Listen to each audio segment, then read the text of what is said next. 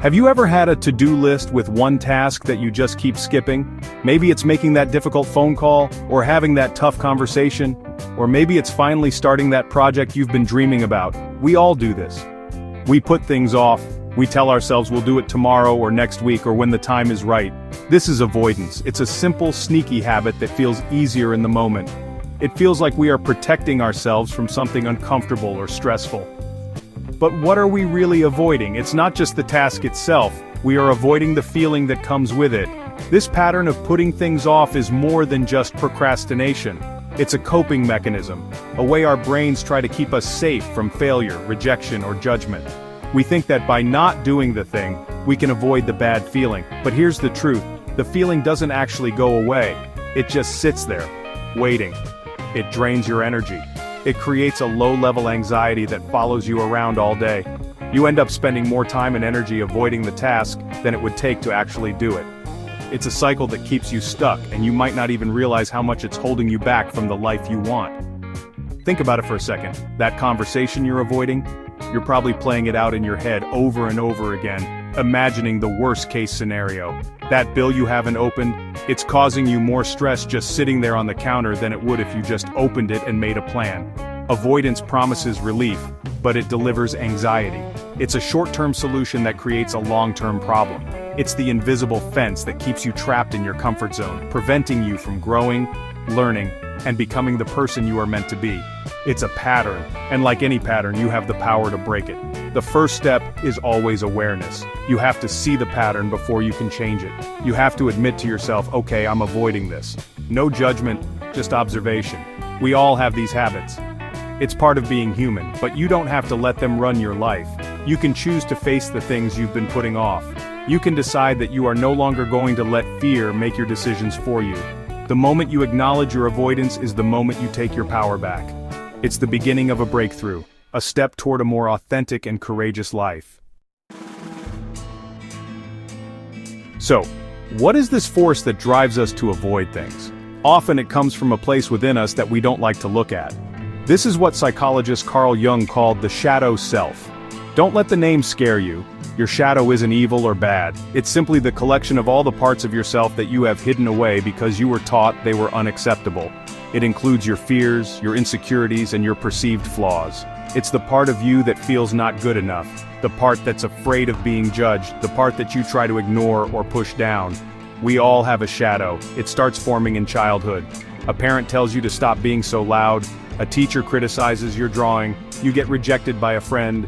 You learn that certain parts of your personality lead to pain or disapproval, so you start hiding them. You push them into the shadows of your consciousness to fit in and feel safe. The problem is, these parts don't just disappear, they stay with you, operating in the background.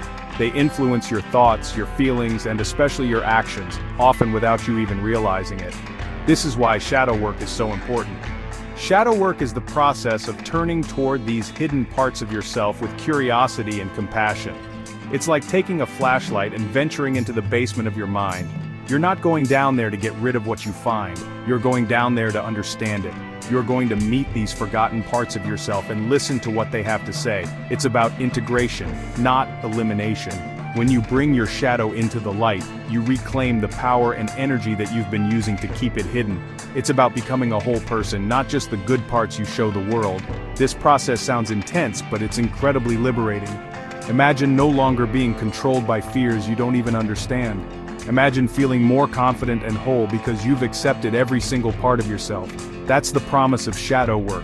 It's not about fixing something that is broken. You are not broken. It's about rediscovering the parts of you that you've lost along the way. It's a journey of self-reclamation. By courageously facing your shadow, you unlock new levels of self-awareness, compassion, and personal freedom. It's the ultimate act of self-love. If you're ready to take the next step on your journey, click the link below and book a free consultation session with me, Jeff.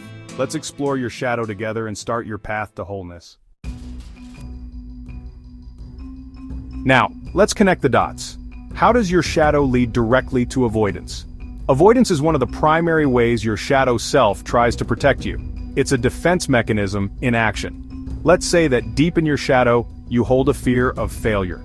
Perhaps you were criticized a lot as a child, so you learned that trying something new and not succeeding was dangerous. Now, as an adult, whenever you face an opportunity that involves a risk of failure, like applying for a promotion or starting a new hobby, your shadow steps in. It whispers, "Don't do it. It's safer to stay where you are. What if you're not good enough?" This internal voice triggers an uncomfortable feeling. To escape that feeling, you avoid the task. You don't send the application, you don't sign up for the class, you scroll on your phone instead. In that moment you feel a tiny bit of relief. The anxiety subsides. Your shadow has successfully protected you from the possibility of failure, but it has also robbed you of the possibility of success, growth, and joy. This pattern becomes a habit. Avoidance is your shadow's favorite tool because it works instantly, even if the long-term consequences keep you feeling small and stuck. Let's look at some simple, everyday examples. Do you avoid checking your bank account? Your shadow might be protecting you from feelings of shame or fear about your financial situation. Do you avoid having a difficult conversation with a loved one? Your shadow might be trying to shield you from the pain of conflict or rejection. Do you avoid going to the gym? Your shadow might be protecting you from feeling judged or insecure about your body. These are not just lazy habits, they are clues. Each act of avoidance is pointing directly to a hidden fear or insecurity within your shadow. Recognizing this is a game changer.